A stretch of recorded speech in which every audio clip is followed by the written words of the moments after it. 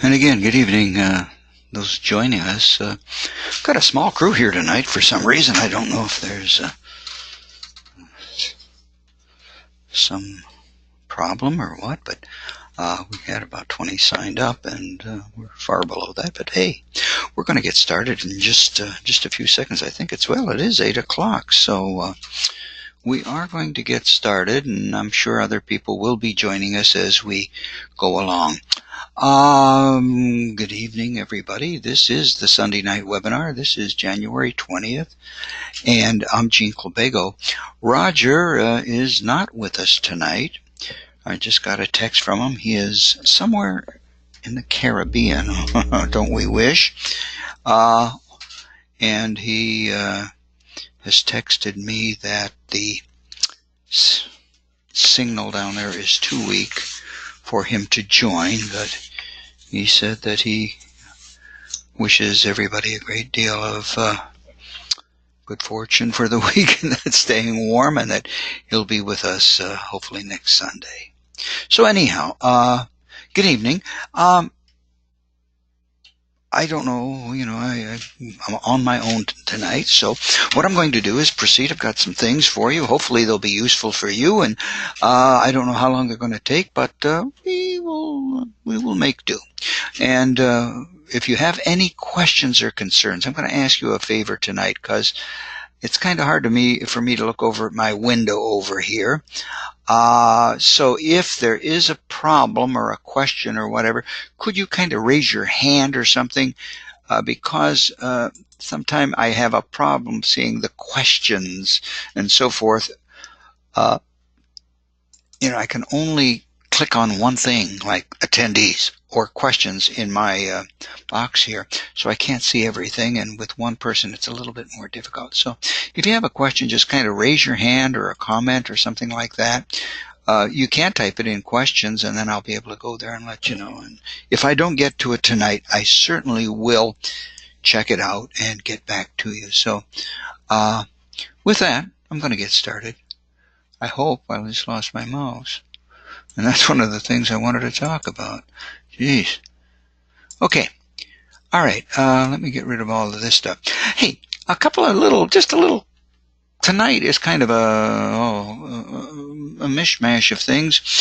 Hopefully, a couple of things to deal with Windows, and a couple of things I call them PLN ideas, but they're a little bit more than that. So hopefully, you'll find them useful, or get some ideas from them that you might want to use. Hey, the first one, I just found this today. This is a site, and it's called newsmap.com. And it goes from, let's see if we can make it smaller. There it is. Okay.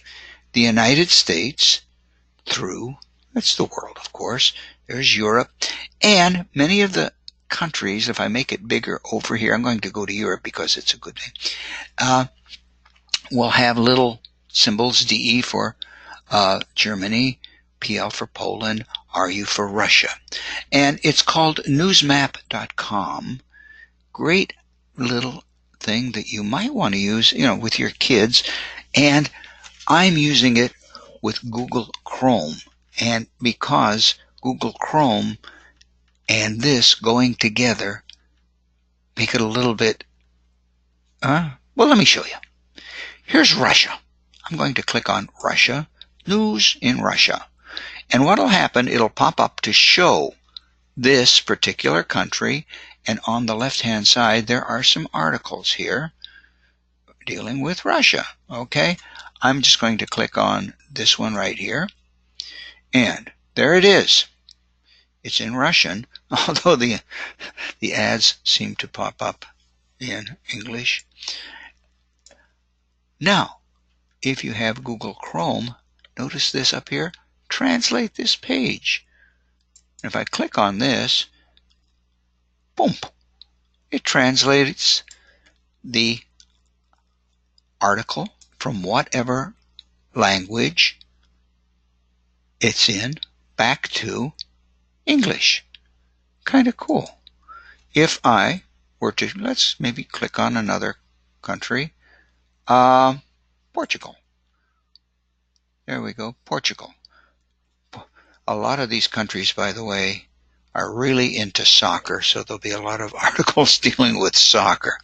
Well, let's take a look and see what it says anyhow. And here is an article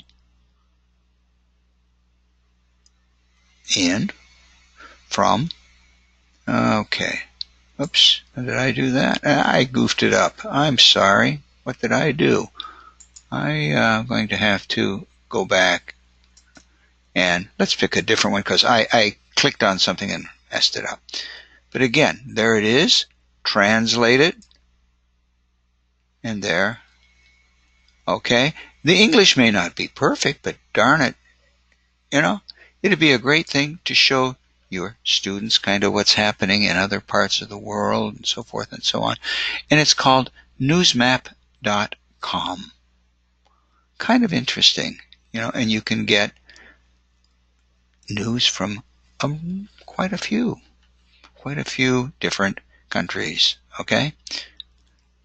Thought I'd like to show that to you first. Now, while we're here, you may notice, if you notice at the top of my screen, the red bar, and at the bottom it's kind of red. That's because it's something we were talking about last week. We were talking about some of the things that you could do in Windows 10 to personalize your desktop, your laptop, whatever. And I just found out that, I found out this week that I liked red because it kind of stands out and it makes it look a little bit better. So, see, it's kind of there. But there was one thing last week that I forgot to show you. And that has to do with the mouse. I am always, or was always, losing my mouse because my mouse was a white mouse with a black outline. And when I went on to a white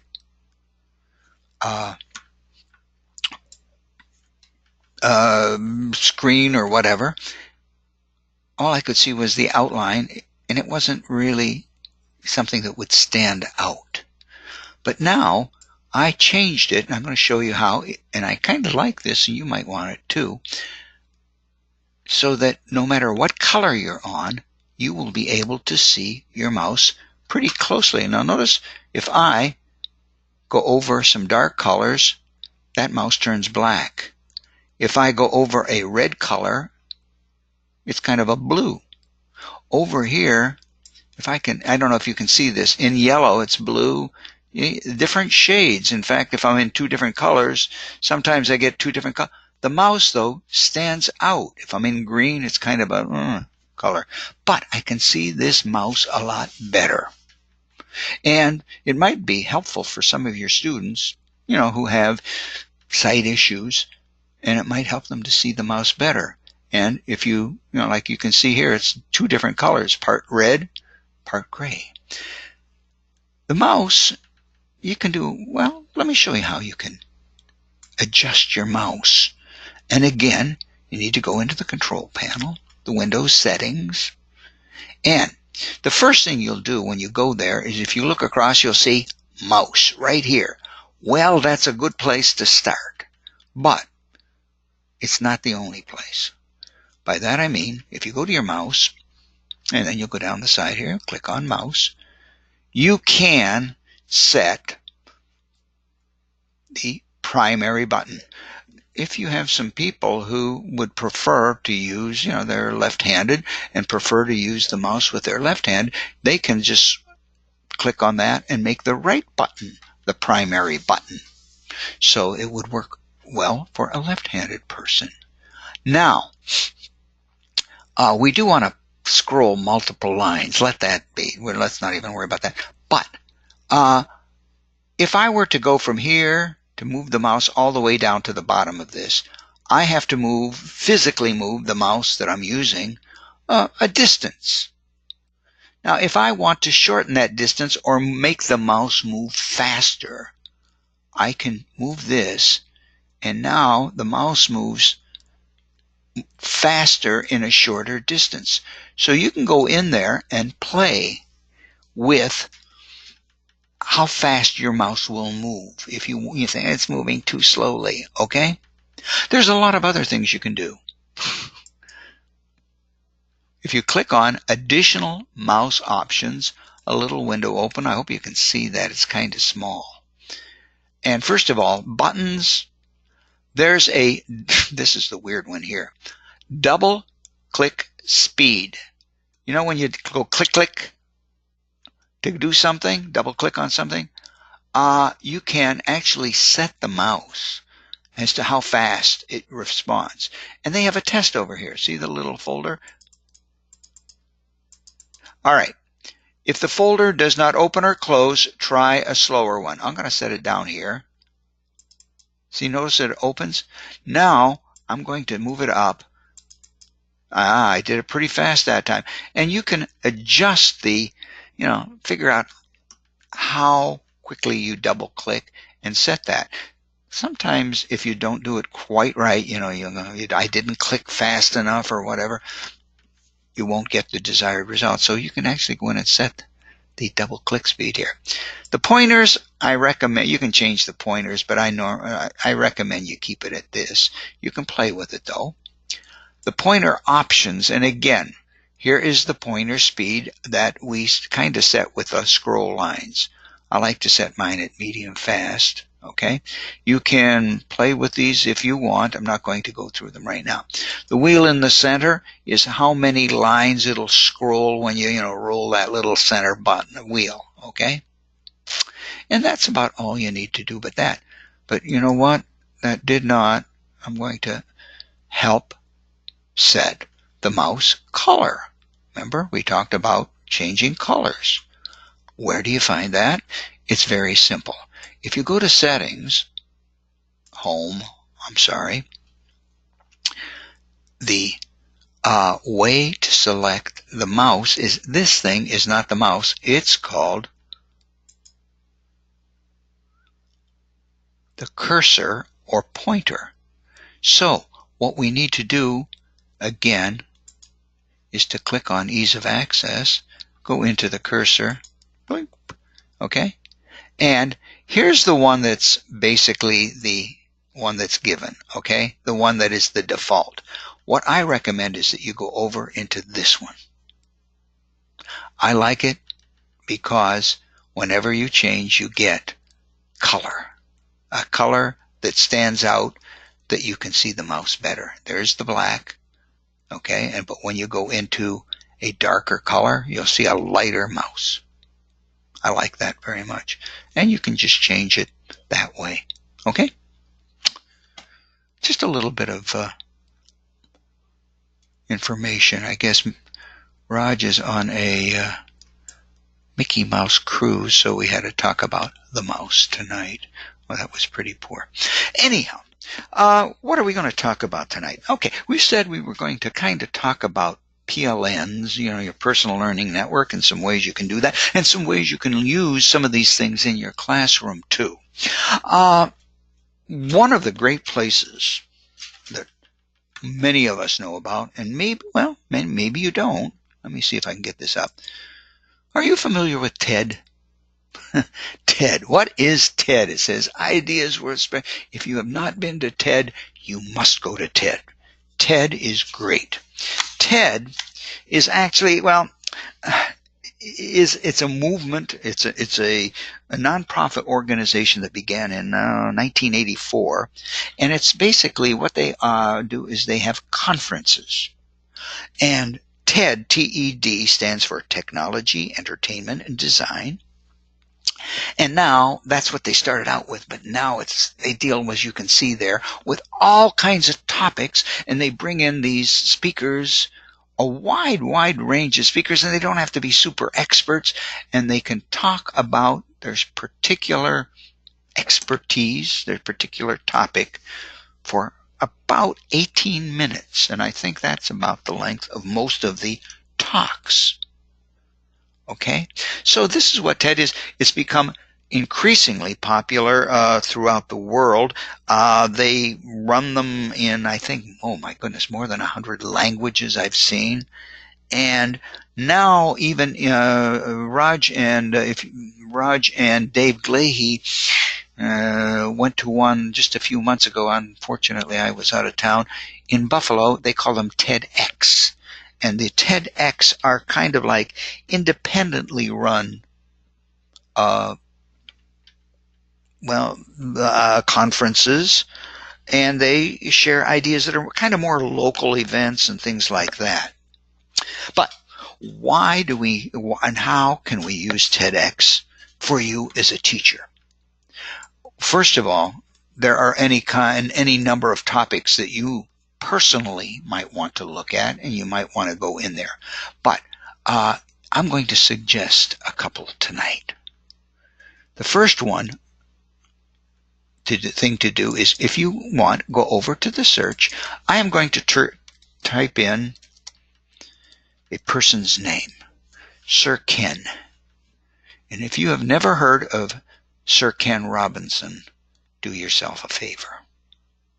Sir Ken is widely known throughout education and widely respected. Let me show you. He has several TED-Ed talks, and the one that, if you have not watched, I would recommend that you do watch, is called Do Schools Kill Creativity? It was presented in 2006 and is, I believe, the most watched TED video ever. As you can see, it has been watched over 55.5 million times. 55.5 million viewers have watched this. It's about 18.5 to 19 minutes long. And take my word for it, if you have not seen it, it is one of the most entertaining videos you will watch. It's not dry, it's not long, it's not deep in the sense that you have all of these deep ideas there. The guy is a terrific speaker. He's a humorous speaker. He's an entertaining speaker. And he gets a heck of a message across. So do yourself a favor. If you have not watched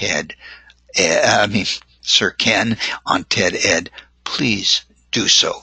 Does he have some other things? Yes, he does. He has a couple here. Bring on the Learning Revolution, and it's been watched 8.4 million times, and I'm not sure when these went out. And How to Escape Education's Death Valley. These are a couple of TED-Ed. You can find more of them on YouTube as well. So I recommend that you do yourself a favor. Check out Sir Ken Robinson. Now, there are some more resources. I wanted to show you. This is another cool little thing. Sir Ken, I keep calling him Ted because I'm talking about Ted, has a couple of books out. Now, and you say, hey, I might like to read. These are great books. I've read the new one, Out of Our Minds, just recently, and I think he has a third one out that may not be listed here. I think he just came out with a third. But anyhow, if you say, hey, this might be a cool book, Creative Schools, and this is also a little thing that I've added to my Chrome. Buy now. Notice it says here, buy now. Okay, well, here, let's click on this, buy now. And it will take you to, of course, it's going to take you to Amazon Prime, where the book is. But did you notice that over here, I don't know if you can see this part right here, and read down, it says, Niagara Library System, 1 copy available. I've put an extension on my Chrome that when I look for a book, it will tell me if it's available in the local library. Okay? This is something that's not doing with TED, but it's kind of cool. And I'll talk more about this a little bit later, all right? But you can use this extension if you're doing research, or if the kids are doing research and have to look up a book. They can find out immediately if that book is available in the Niagara library. Niagara, of course, is the 3-county library system. Pretty cool little extension that you just might find useful. Now, I'm going to cut back to TED for just a minute here. One other thing that you may want to do while you're at here, we talked about Sir Ken, why not put in, just see if there are any more talks on education, and you will find out that there are numbers of talks, 429, it says here, talks dealing with the topic of education. What I might recommend is that you go to Ken's playlist. He has 10 talks, not all by him, of course, dealing with the topic of education. Go through and see if there aren't some ideas here that just might be of value to you, okay? I'm not going to point out any. I'd like you to go to TED Ed and look through them yourself. Here's Michelle Obama speaking on TED, okay? So anyhow, that's TED. Now, how can we incorporate TED into our classroom? Well, there is, and I'll put this up, a list, and I just got it, and I didn't have time to put it up, that I got of, it was titled TED Ed Videos to Watch with Your Students. And I'll put that up on the page where we have the recordings for the week. So you might want to take a look at that and get something out of there. Maybe you want to watch one or two. Now, TED wanted to work with kids, with students, so they created another thing, and this is called, and if you've not seen this, it's called TED Ed. Okay? What is TED Ed? TED Ed, how can I put it? If you are familiar with forms that we've been talking about, Microsoft Forms, where you can make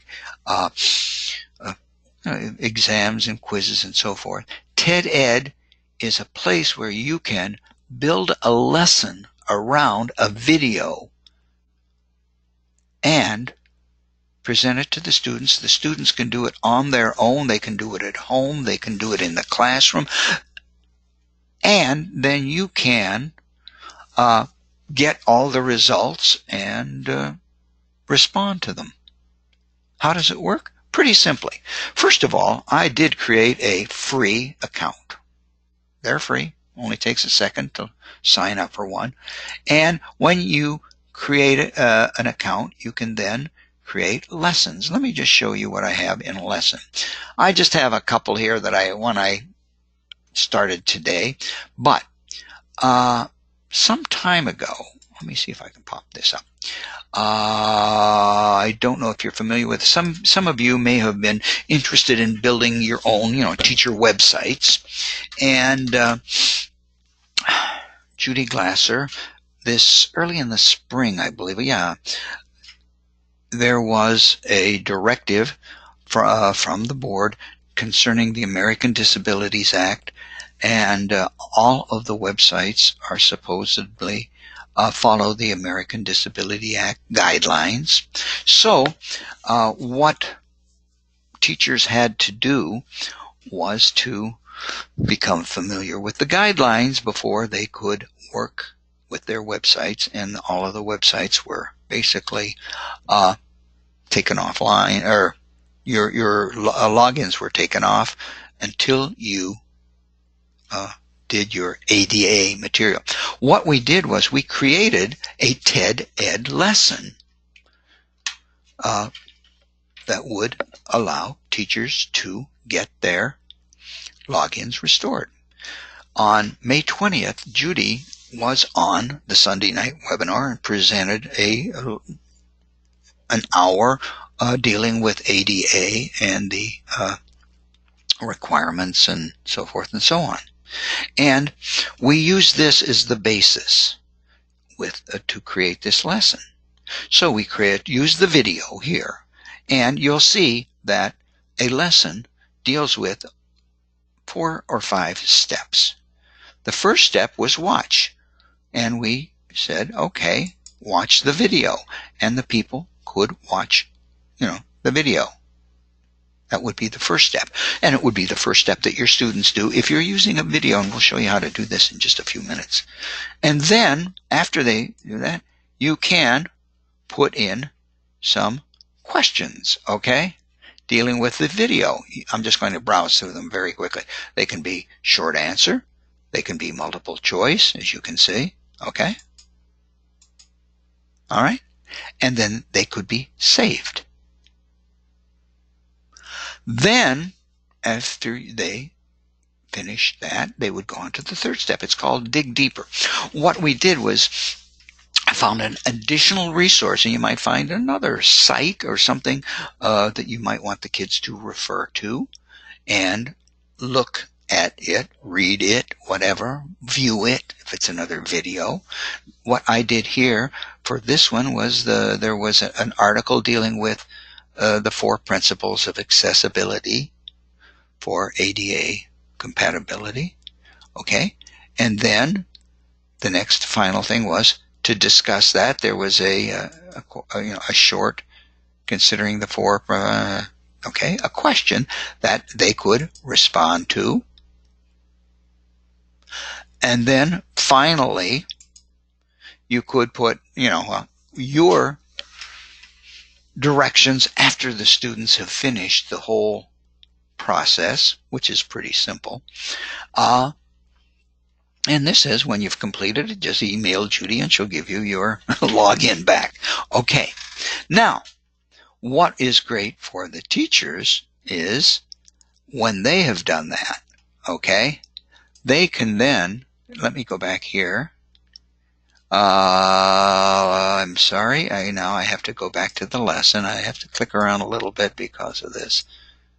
Okay, now you'll notice under mine it says review student work. Just very quickly, I'm going to show you this. I'm not going to show you this a lot because there are teachers who took the course and responded, and I don't want to deal with privacy issues or anything like that. So just very quickly, clicking on this will bring back a very short, these are some of the people who took the class, okay?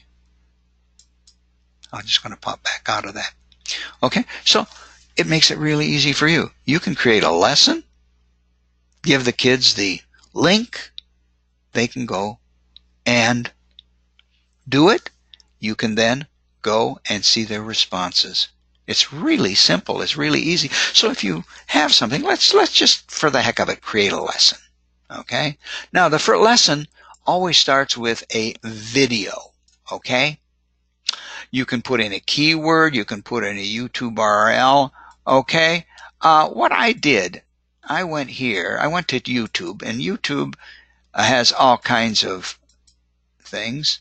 And I went to Fables. Okay? And just for the sake of, here's the boy who cried wolf. Why do the same glasses cost so much less? Okay. I have to let that quit. Okay. There's the little boy who cried wolf. Okay. I want to use this in a TED Ed lesson. I can right click on it. I'm just going to copy the URL. I could go up here and do the same thing. I'm going to go back here, and all I have to do is paste that in there and hit search. And there it is. Okay? If that's the one, I click it, and now that is going to be the basis for my TED Ed lesson. I can hit continue. Loading. Now it says get started, and all I would have to do is follow these steps to get started. Okay, let's begin. Now, here it says introduction. I could put the name of the lesson. I could put some directions for the student. Please watch this video. After you do it, blah, blah, blah, blah. Okay? Pretty simple. Okay? Then when I'm done with that, here's the thing. I could put in some multiple choice questions, some open answered questions, whatever you want about the video, so you can make sure that the students watch the video and got the right ideas from it.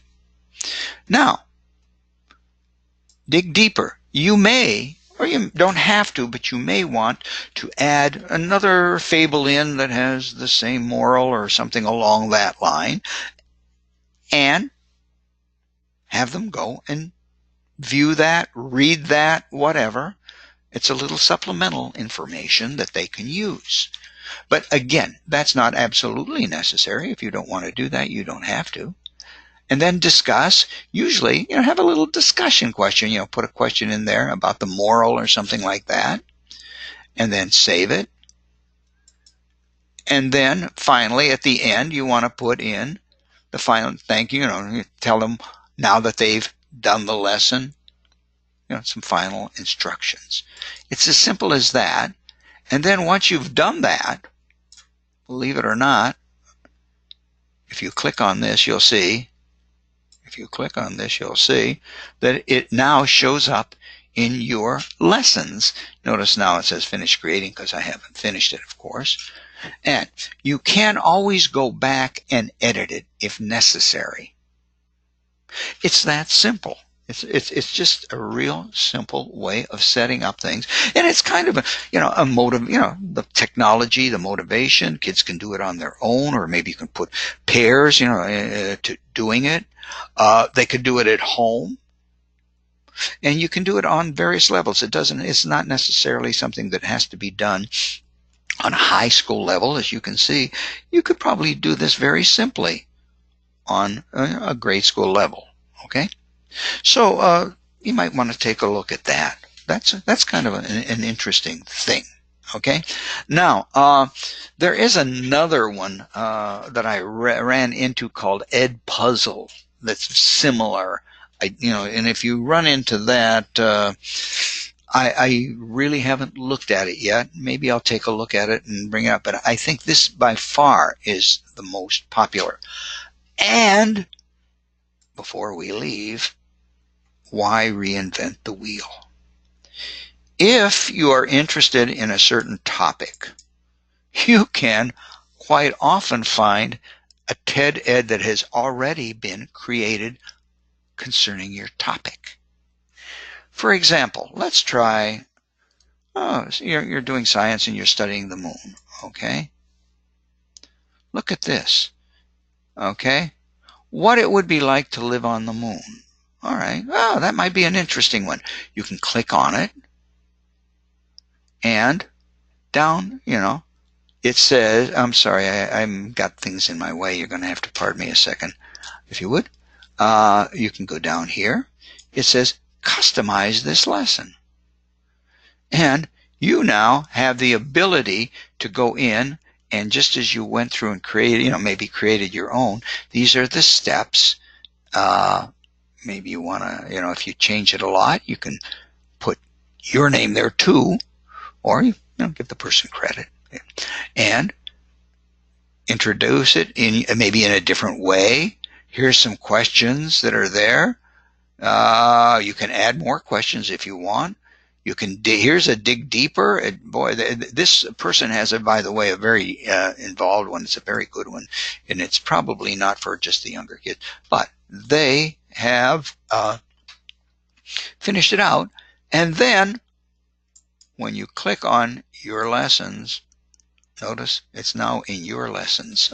Okay, so you can find and use lessons, my goodness, that have been created by other teachers on just about any level. Okay, so you might want to even try that. That's kind of an interesting idea as well. Now, TED Ed and TED, keep those in mind. And speaking of that, always looking for ideas. Again, PLN, our personal learning networks and so forth. I'm trying to get back to YouTube. There's my YouTube main page. First of all, if you do not have a YouTube account, many of you do and may not even know about it. Okay, if you have a Google account, Gmail, Google account, you have a YouTube account. And the YouTube login is exactly the same as your Google.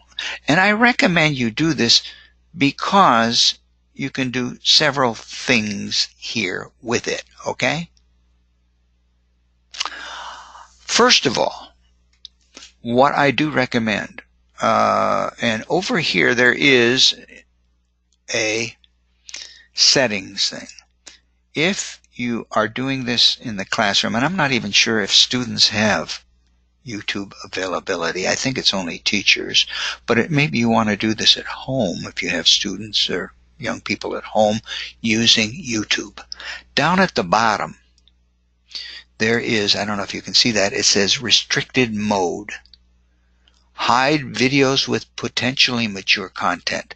Now, you're going to find out that some of this potentially mature content might even be this Star Trek trailer, okay? Let me show you. I'm going to turn this on. And see? This is it's a good thing. But if you turn on the restricted mode, you'll find that many of the more mature topics are restricted, and you need to disable that from in order to view them. Okay, so it's kind of a thing that you might want to use if you have kids or maybe just yourself. The next thing we've talked about many times, and I just want to bring it up again because it's been, wow, it's so useful. YouTube is a terrific place for educators, and there is so much that you can find on YouTube that can help you. We've talked about channels before, and what the channel is simply a person or a company or a business or an organization creating a place where they put up videos dealing with specific topics. And there are many of them. I'd like to just take a look at a few of them tonight. And if you look over here on the left, you can subscribe to some of them if you like. And whenever a new one pops up, let me just hit my subscriptions and see if, yeah, here they are here down. You'll see that these are some of my subscriptions. I have about 40 of them. These are some of the channels that I subscribe to, okay? And the 4 here means that there are 4 new ones that I haven't viewed, okay? How do you get there? How do you find them? How do you use them? Pretty simple. You can go up here and just search for math channels, educational channels, things like that. But what I'd like to do is just show you a few real quick that you might want to take a look at, and then I'll make sure, in case you forget them, post them somewhere, the ones that we covered. This guy, this person, let's see if we can get it. There it is, Crash Course. First of all, how do you rate a channel? Notice it says subscribed here. If you are not subscribed, there is a little place here that says subscribe. And if you click on that, then you will be subscribed and it will appear over in your subscriptions. How do you rate them? I usually go in and I do several things. Number one, I check the number of subscribers. This guy has 8 million subscribers. He's pretty popular. It must be something that I might want to look into. The next thing that I look into right here is I browse down through these and I try to see, has he put or she put or they put anything, uploaded anything recently. Okay? If the last videos were put up several years ago, But there may be some good material there, don't get me wrong. But I'm more likely not to subscribe to that particular channel because the person isn't keeping it up or something like that. But now this channel, this guy, by the way, Crash Course, has all kinds of things. And here's the history of science. Let me just move my thing out of the way again. I have to keep moving my control panel.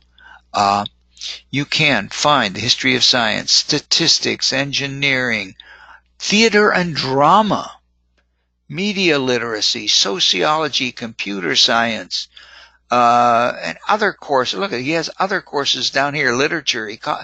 This guy puts, and they're kind of interesting too. And not only, you see, well, I have 5 here. Well, not necessarily, because if you click here, you can keep clicking to find more. Here's the history of science. He's got many more. History of science, maybe 15 or 20. But this is a channel that, you may or may not, because of your particular interest like, but it's kind of a good one. And here's another, just to show you 1 or 2 more, and then here's Hoopla Kids Lab. This is another one. 453,000 subscribers. That's a pretty good number. And again, as you go down here, you'll see some things that were put up 2 days ago, 12 hours ago. Yeah, some things 3 years ago. But they're still working on their channel. They're still updating it. So again, there's some cool videos in here for all levels of science that you might want to take a look at. Even some recipes. Interesting. Okay. A third one I ran into. Let's see if I can find it. In case there are any art teachers, and if you aren't one and know one, tell them about this channel, because this looks interesting. I just ran into this morning. Shoe Ranger, he's a child's author, and he apparently illustrates his own ideas. And you'll see this was the story of Panda. It's a full read aloud story, but it was posted a year ago.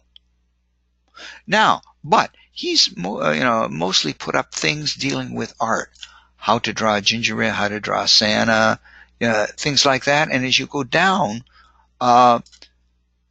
some other ideas that you might find interesting: drawing perfect stars, how to draw a cool, that one I've got to watch, definitely.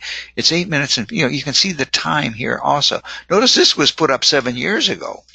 Well, it's kind of old, but I think it still might be useful.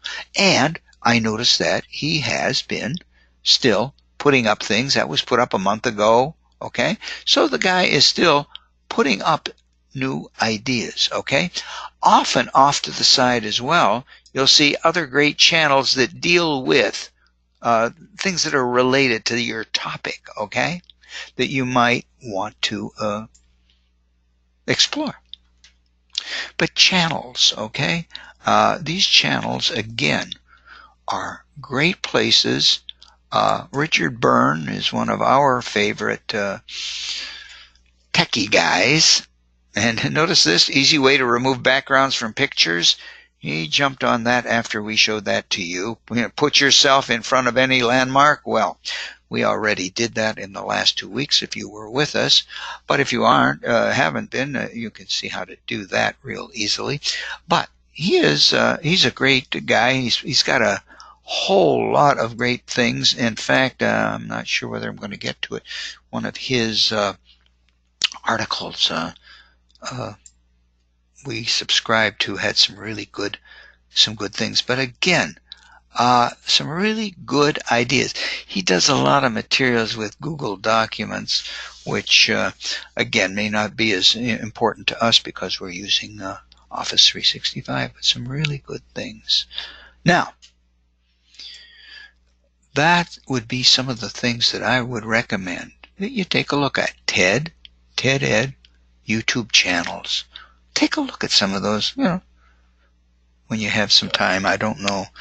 I know that time is a very limited thing with teachers, but there are some really good things here, and you can find some things just for your own personal interests too in here. Okay? Now, I had talked before about, if I could get back to, boy, I don't know if I can find back to here. How did I, let's do this, if I may. How did I get to that book? To see if that book was in the library. Okay. I don't want to watch you, Ken, but down at the bottom again, where there were books. Now, notice this out of our minds. I can click on that one just to show you to get started. Here's the buy now, and then it pops up. Uh-oh, it's not in the Niagara library system. Okay? So you would have to, if you needed that book, you'd have to buy it. Okay? But this is a cool little extension. And what is an extension? Extensions are little additions that we put into Chrome to help save us time, to do other things, to help us find information, all sorts of different things. You'll see up across the top here, I have all kinds of little ideas, little icons and so forth. Let me just show you a couple of them that I have. Let's go to Niagara Falls Schools District. Okay, let me go to the Teacher Resource Center. And here is, again, the PLN site that we keep recommending. We haven't put TED on there very much. Okay, now just to show as an example, there's some text here, but if you had to say this were a different type of page, of course, and you had a student who needed this information and maybe had a reading handicap or something like that, sight handicap, you could ask the student just to highlight this text. Notice this little speaker up here. A PLN consists of the resources, tools, and materials that support. I don't know if you can hear that, but this is reading the highlighted material. It's another extension that I put in my Chrome to make it a little bit easier. How do you go about doing that? Very simply. Okay? Also, you might find others, but how do you do extensions? Well, first of all, if you have Chrome, most of the time over here you have a little thing called apps or show apps.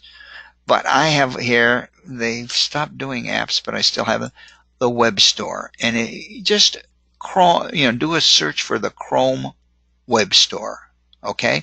And you'll get to a place like that. And notice it says extensions, okay? And here,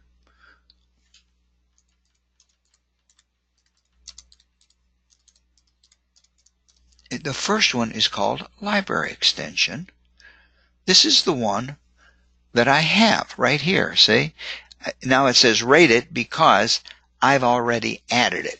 And if you don't have it, you can just add it to Chrome and then it will show up here, okay? Now, once you get it there, it's very easy to set up.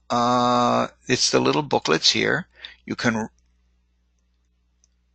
right-click on it. I think it's called and that's not what I wanted to do. Right here, right-click on it and then hit Options. Okay, Options. And now you can add in your library. What it wants is, like, I put in the state, okay? And I put in New York. And then, see the little down arrow? You can start looking.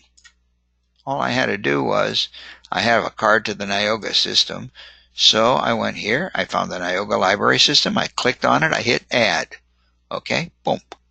Now, very simple to add other ones. Now, just to show you, I happen to be in Florida right now, so if I were to hit Florida, Say, okay, I want to add to my library. I go to a library down here.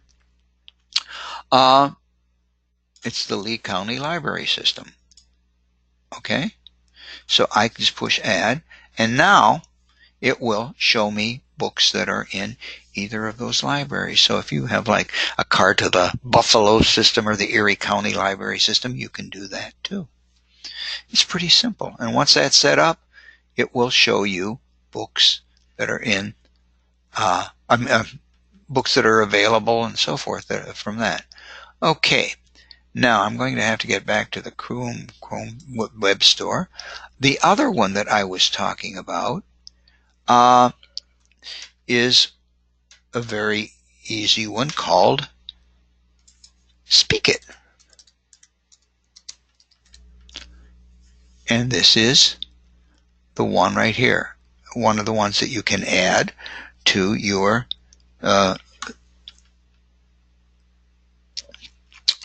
to your Chrome. I've got a little, my throat is getting a little tired from talking for an hour. I haven't done this. And it will also do that. There is a couple of others that you might want to do. See this one right here? I like this one. It's called Word Online. Oh, let me hit it again. And you know how you may want to type, go to your Microsoft Online. I can click on Word. And there I am. I'm opening my Word Online. Okay? Pretty easy. And this is at the store again, at the Chrome store. You can do the Microsoft Online.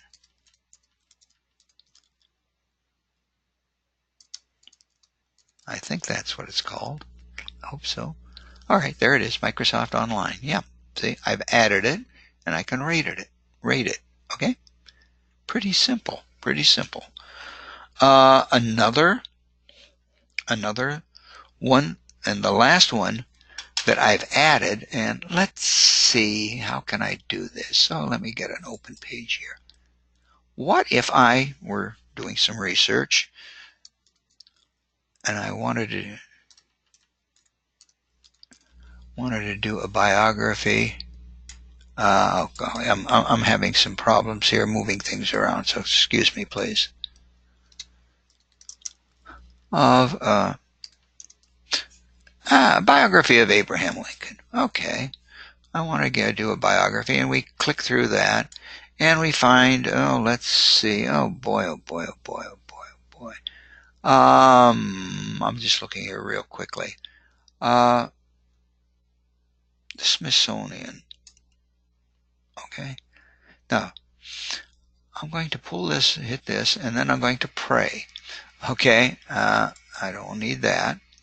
Now, over on my list of extensions up here, there's this one right here. Let's see if it works. Yes. This is called Google Similar Pages. And it works for many sites. There are some that it doesn't, and it's fairly new. But what it does is it will bring you a list of sites that are all similar to the one that you just went to. You go, oh yeah, I like this. Is there anything more? Well, you can click on the history blog. Oh, that's pretty cool. Now, boy, I don't know if that's really about Lincoln, but it took me there. And if you clicked on that, you can, similar pages. And again, that's another extension that I put on to Chrome to help me with some of the things that I've been doing. I've got some others up here that, that are useful that we can talk about later, but we're getting to be almost to the end of the hour, and I would like to do one quick thing and remind you of one real quick thing that we alluded to, but didn't do a lot with. And again, if you go to the Teacher Resource Center, again, recommend that you go to the Building Professional Networks. what Raj and I do, we add, now, this is about how to get started and so forth. If you don't know, if you want to get started with your person. But the main two that are down, the flipboards that are down here are classroom resources for your PLN and technology in the classroom. This one is by far the more popular and populated one. Hopefully it'll come in. There it is. And what we do is Raj and I, whenever we run into an article, we will put it in here and recommend that you go there and take a look. For example, you'll notice that there are 807 articles in here right now. It's been put up for about a month or so, and 794 people have viewed it. Okay, and right now we have 12 people who are following it. That means every time that we add something like I did today, they will get a little notification that something new has been added. Now, what are the kinds of things we put in here? Classroom management tips to survive the winter. Very simple articles, easy to read, enjoyable, risk-taking, how to make teaching easier, some ideas, how to minimize stress. Okay? A big reason why you may be struggling with classroom management. Maybe kids. I don't know. Anyhow, one of the articles that you might want to take a look at there are actually two of them, right here and right here. Just ran into them today. We often have been reading articles about limit the time the kids are in front of screens, on the computers, on pads, so forth and so on. There are two articles here that don't recommend screen time limits. Okay? And here's another one. Forget screen time rules. Lean into parenting your wired child. And some ideas about the students who are really hooked to their pads and computers and so forth. How to teach kids who can't read. This was added today. So you'll see that, I added a whole bunch of these today. Time is an essential resource. Take a look down some of these articles, and you might find, I tried to pick articles that are short. I won't say entertaining, enjoyable reading, and which have some ideas that you might be able to use. Okay? So you might want to take a look at some of these. Quick, easy reads might get you some good ideas. You never know. And it might help build your practices a little bit. Here's the last one. Yeah. Should you keep misbehaving students out of fun activities? This is I haven't read this one. I just put it up. I saw it last minute today. Put it up, and I said I got to go back and read that and see what it says. But again, just browsing down, there are any number of articles, and you can just keep going and going and going. So take a look at that.